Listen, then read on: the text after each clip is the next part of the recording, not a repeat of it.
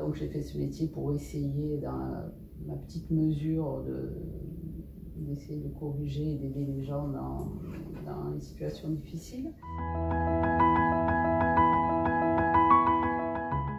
Bonjour, je suis Aziza et actuellement je suis accompagnée de Dominique qui a 63 ans et qui vit à Marseille. Bonjour Dominique. Bonjour. Bonjour, je suis Fatima, je suis avec Dominique aujourd'hui pour lui poser quelques questions. Bonjour Dominique. Bonjour Fatima. Êtes-vous de Marseille? J'ai toujours vécu à Marseille, mais je vis en périphérie de Marseille, c'est-à-dire dans la banlieue.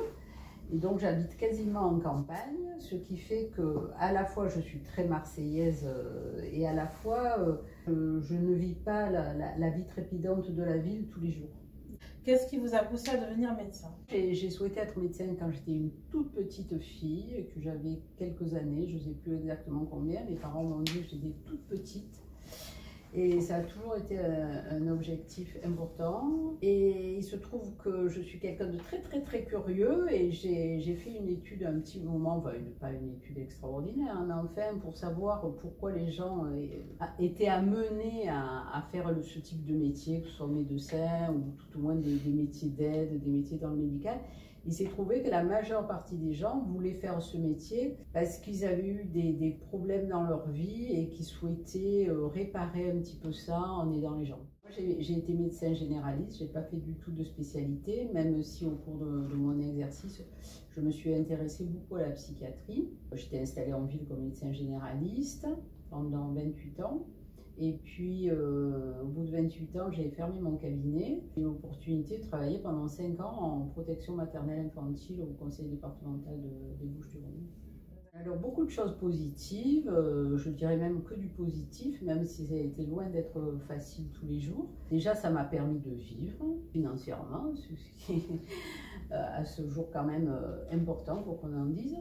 Enfin, je veux dire, même si on veut mettre en avant des raisons plus nobles que le côté financier, voilà, mais c'est quand même, j'apprécie d'avoir pu vivre de mon métier. Et puis, je suis quelqu'un qui est très intéressé par la relation humaine, par l'aide apportée aux gens, et c'est vraiment, je crois, le métier qu'il me fallait. Et même dans les périodes difficiles, les situations difficiles, ça a été une occasion de connaître mieux les gens, de voir comment je suis capable de réagir ou pas dans l'aide que je leur apportais. Donc aujourd'hui, je dis que tout est positif. Après, je pense qu'il y a des moments de ma vie où je n'ai pas trouvé ça totalement positif, mais là, maintenant, je trouve ça totalement positif. Quel conseil donneriez-vous à une personne qui souhaiterait travailler dans le médical? Alors, je conseillerais à cette personne, essentiellement, enfin, qu'elle choisisse ce métier si ça répond vraiment à un besoin chez elle, et un besoin de s'occuper des autres. Il faut être disponible pour les personnes qu'on soigne, et ben voilà, il n'y a pas d'horaire, il n'y a pas un week-end, il y a une disponibilité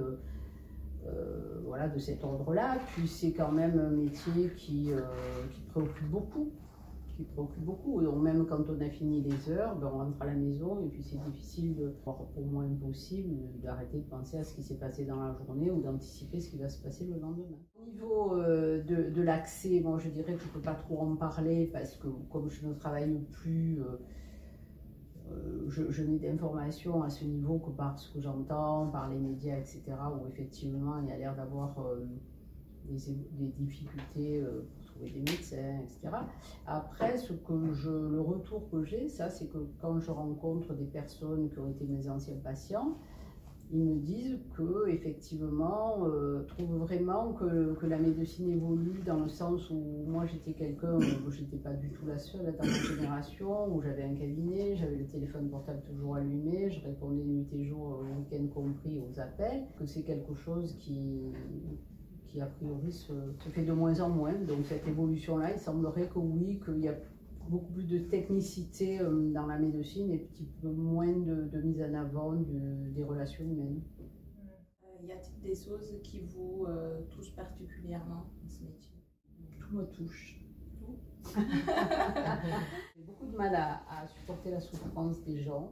Pour ça, donc, j'ai fait ce métier pour essayer, dans ma petite mesure, d'essayer de corriger et d'aider les gens dans les situations difficiles.